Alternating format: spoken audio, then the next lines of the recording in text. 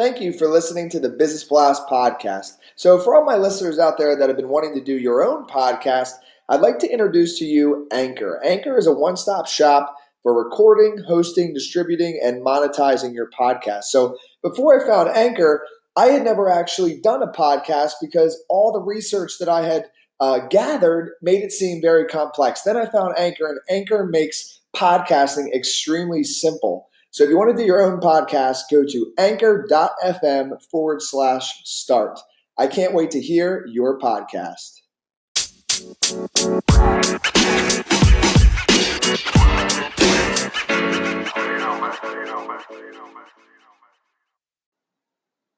All right, everyone. Welcome back to another episode of the Business Blast podcast. I'm your host, Tyler Wagner. Today I have Timothy Simpson with us, a.k.a. Tim the Motivator. He is a serial entrepreneur who has owned and operated 12 businesses in 7 different industries and is now a business coach consultant. So welcome to the show, man. Thanks for having me, Tyler. Of course. Grateful to have you on. Always good to have a fellow Gamecock on the show. Absolutely. So the first one we got for you is, what is the best story from your life that has an underlying valuable message? Okay. Now, is most of your audience authors or just entrepreneurs in general? Both. I'd say mostly entrepreneurs, but a lot of them are authors as well. Okay. Well, I'll give a blended story then. All right. Because I'm also a self-published author. Like, I have a children's self-help book on Amazon called No Training Wheels. Awesome. And then I self-published like several courses and workbooks and different basically tools to help other aspiring entrepreneurs or existing entrepreneurs. So the story or testimony I'll tell is kind of a reference to being an author and then my janitorial company. All right. So just say I have a master course called My Janitor Drives a Benz. All right. Now, I also have an ebook called My Janitor Drives a Benz, How to Start a 6-Figure Cleaning Company. All right. Now, how that transpired, and I was actually the janitor at 30, this was 2010, that was driving the Benz. So that's kind of where that came from.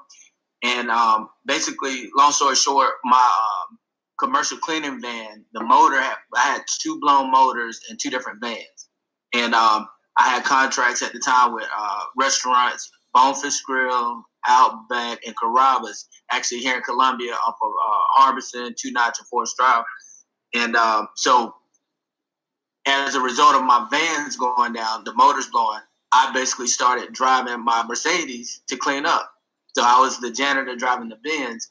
Now, I used that in my master course to get basically my fellow cleaning business owners to think outside the box, because generally you wouldn't think, okay, a janitor driving a Mercedes Benz, but just say how I think. I'm very optimistic and out of the box. I think, hey, if you own the company, you can drive what you want. So just say I was also the janitor driving a brand new Dodge Challenger with a Hemi engine. I also was a janitor driving an H2 Hummer to do buffing, because I always use my cleaning vans to basically pay for my toys, like the luxury cars. But at the same token, if the vans went down, I still have to run my business. So whatever vehicle I have available, I'm going to use that vehicle. Yeah. Yes, sir. That's awesome, man. So next one I got for you, dude, is, what is the most valuable piece of information we should know that's within your expertise or industry? Okay. Now, just say I'm into digital marketing now. Everyone should understand that we're in a digital era, meaning some of the biggest companies in the world are web-based. You can look at Amazon, Alibaba, Google, and Facebook, for instance. All right, so being that we're in a digital era, just like you might hear Ty Lopez or Gary Vee say, you want to build an email list early and often. Now, the one thing I wish I had a mentor for, or somebody would have said, hey, look, start building an email list. I would have been further along. And an email list is really, really, really powerful. And I'll just give a brief example why or how. So, all right, just say you got 1,000 people in your email list. All right, you just published a book, whether you self-publish or go through someone else. All right, so you got 1,000 people in your email list. All right, you send out an email blast through a email subscriber or a landing page. All right, 500 people respond. Just say your book is priced at $19.99. All right, you would basically make 500 times, we'll just say $20. So just say you could potentially make $10,000 in one email blast. So that's, kind of the power of an email list. Yeah, no, email lists are extremely important. And yes, Gary is one of my favorite people, and Ty is amazing as well. So next one for you is, what's your best piece of overall business advice? So not necessarily industry specific. Okay. Overall, I would say you basically want to listen to the podcast like this. You want to basically listen to positive people, because there's so many negative people, or I call them 9-to-5 thinkers, meaning they've given up on their dream or their aspirations or that business they want to start. So it's like that energy could be contagious. So you, like they say, your network determines your net worth. So if you surround yourself by winners, whether they're virtual people that you listen to and they pour into you, or physical mentors, you want to surround yourself by positive, optimistic people and get positive reinforcement in your life daily. And when I say daily, let's just say I've been listening to people like Les Brown, Eric Thomas, Jim Rohn, Zig Ziglar, Brian Tracy, for years. And this would date back to my college years at Carolina. So like 1999 and 2000. I've been basically engaging in self-education and positive affirmations, and just listening to positive speakers on podcasts.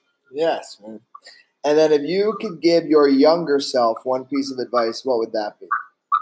Oh, that's a good question. I would say don't fall for the distractions. Stay focused. Like I think I heard a podcast on it might have been Gary Vee. He's talking about focus. So just staying focused in general. Because just say, for instance, we're related to college. In college, most females usually get their work done first and then party second. Whereas guys, we party first and then we try to get the work done.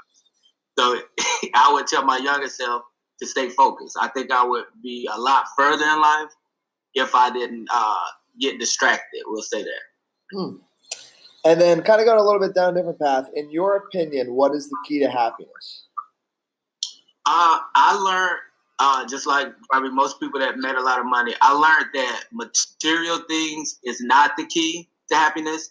Like Les Brown said, money is not that important, but it's right up there next to oxygen. However, self-love, I would say, is probably going to lead you closer to the notion of happiness. And it really, I would say, happiness comes from a balance of doing what you like to do and being able to express yourself as a human. And then excited for your answer on this next one. What is the best book that you've read, and what's the number one thing you learned from that? Oh, wow. By far, Think and Grow Rich. And I would say Think and Grow Rich by Napoleon Hill. I highly endorse that, and Rich Dad Poor Dad. But Think and Grow Rich, I would say it has the most elements to help you as far as in life, in business, in relationships. Now, the biggest thing I pulled from it was, I would say, going the extra mile. And I would say when you're building a business or creating a life, going the extra mile will really separate the winners from the losers. All right, a winner would not give up because, the income for that business is not manifesting yet. They would just basically keep going. They would, provide great customer service. They would put in the 10 to 20 hours a day that's, needed to build some businesses. They would engage in self-education. They would go the extra mile with the clients they got, no matter how much the client is paying. So I would say going the extra mile would take you further in life, and Think and Grow Rich. And then what is your favorite quote and why? My favorite quote, and I just saw it on Facebook. Les Brown says, the greatest form of revenge is massive success. the greatest form of revenge is massive success. Yes, man. Dude, thank you so much for coming on. The last one I got for you is, where can our audience best find you online? Okay. I'm usually on LinkedIn, and it's under my government name, Timothy Simpson. I'm on LinkedIn a lot. I share a lot of value on there. My website is timthemotivator.com, as spelled timthemotivator.com. And then on Facebook, you can basically put in Tim the Motivator. It'll either bring you to my personal or my business page. Perfect. Thanks again for coming on. Absolutely. Thanks for having me, man.